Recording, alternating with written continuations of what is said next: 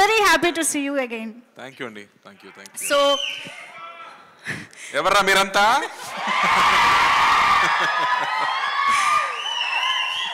So Karthik గారు, thank you అమ్మా, I love you. Thank you. బావా, ఈ సినిమాతో బావా అనే పదం ఇప్పుడు ఎవర్రా మీరంతా ఎలా కామన్ అయిపోయిందో, ఈ సినిమాతో ఇదొక మీమ్స్ చాలా స్టార్ట్ అవుతాయి అనిపిస్తుంది. ఏం స్టార్ట్ అవుతుందని మీకు ఏమైనా ఒక క్లారిటీ ఉందా? దేని మీద మీమ్ అయ్యే పాసిబిలిటీ ఉంది అని? ఆ విస్తరాకుల దగ్గర కూర్చుని తిన్నప్పుడు కాదు, మీమ్ కి ముందు కజిన్స్ గ్రూప్ అని ఒకటి ఉంది కదా. అవును, అందరికి ఉందా? కజిన్స్ గ్రూప్ ఉందా? ఉంటేనే కజిన్స్ గ్రూప్ యాక్టివ్ అయిపోతుంది ఈ సినిమా చూస్తాగా.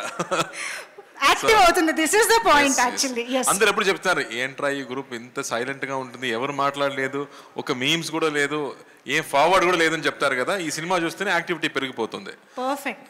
అయితే ఈ సినిమా చేస్తున్నప్పుడు లేదా ఫస్ట్ నరేషన్ తీసుకున్నప్పుడు మీకు గుర్తొచ్చిన ఆ కజన్ ఎవరు, ఆ బావమరిది ఎవరు మాకు తెలియాలి. దాని ముందు ఐ థింక్ మా అమ్మ ఊరు, అదే నాకు గుర్తొచ్చింది. నా సమ్మర్ హాలిడేస్ మొత్తం పల్లెటూరులో జరిగింది.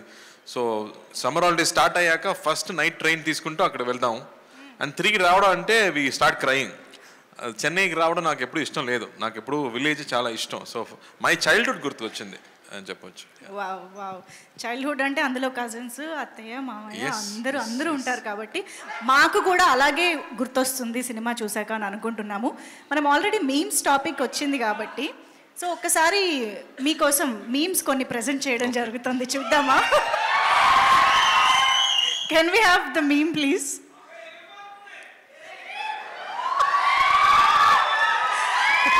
దేవుడు ఉన్నాడు రా, దేవుడు లేడు రా. యాక్చువల్లీ ఈ మీమ్ ద్వారా మేమేం తెలుసుకోవాలనుకుంటున్నామంటే ఇలాంటి సిచ్యువేషన్ మీ రియల్ లైఫ్లో ఏమొచ్చింది అని. యాక్చువల్గా ఒక సిచ్యువేషన్ చెప్పొచ్చు.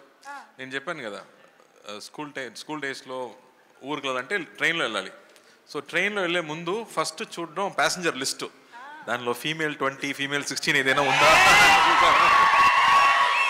అలా చూసాక ఒక ఫీమేల్ 20 ఫీమేల్ 18 ఉంటే అబ్బా ఈ ట్రైన్ జర్నీ హ్యాపీగా ఉంటుందిరా అని దేవుడు ఉన్నారా అని చెప్పాము.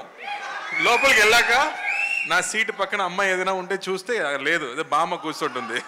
సీట్ చేంజ్ చేసి ఏమన్నా దేవుడు లేరా అని చెప్పాము అప్పుడు. వామ్మో, వెరీ మచ్ రిలేటబుల్ కదా మీ అందరికి. నెక్స్ట్ మేము చూద్దాం. ఇది అసలు super duper famous meme. So ఒక్కసారి ఆ డైలాగ్ ఒకసారి చెప్పరా మళ్ళీ? ఇప్పుడే చెప్పాను మరి. రే ఎవర్రా మీరంతా. సో ఇప్పుడు అలా అని ఎప్పుడు అనిపించింది? ఫ్యాన్సే చెప్పాలి కదా ఇది ఎలా మ్యాచ్ అయిందని. బట్ యాక్చువల్గా ఇప్పుడు నేను కాలేజీకి వెళ్ళాను, నా కజిన్ చదువుతున్నాడు, కాలేజీకి వెళ్ళాను. అప్పుడు ఒక గ్యాంగ్ మొత్తం చూశాను, 10 మంది కూర్చున్నారు. అందరూ సెల్ ఫోన్తో పాటు ఏదో టెక్స్టింగ్ చేస్తున్నారు. వీళ్ళందరితో మాట్లాడలేదు. అక్కడ అమ్మాయిలు, అందమైన అమ్మాయిలు వెళ్తున్నారు, అక్కడ చూడలేదు, ఇన్స్టాగ్రామ్ చూస్తున్నారు. ఎవర్రా మీరంతా అని అనిపించింది అక్కడ చూసాక. ఓకే అమ్మా, కార్తీక్ గారు ఎంత అప్డేటెడ్గా కాలేజ్ విషయాల్ని కూడా మర్చిపోలేదంటే మామూలుగా లేదు. నాకు సాడ్గా అనిపించింది. అందరూ ఫోన్లోనే మాట్లాడుతున్నారు, ఫోన్లోనే లవ్ చేస్తున్నారు, అన్ని ఫోన్లోనే జరుగుతుంది. Perfect sir. Yes, next meme please.